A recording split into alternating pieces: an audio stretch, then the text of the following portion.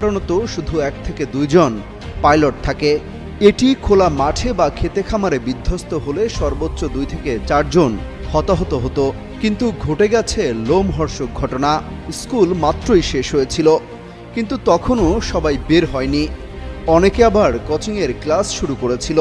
ঠিক এই সময় ওই ক্লাসরুমের উপর আছড়ে পড়ে বিমানটি।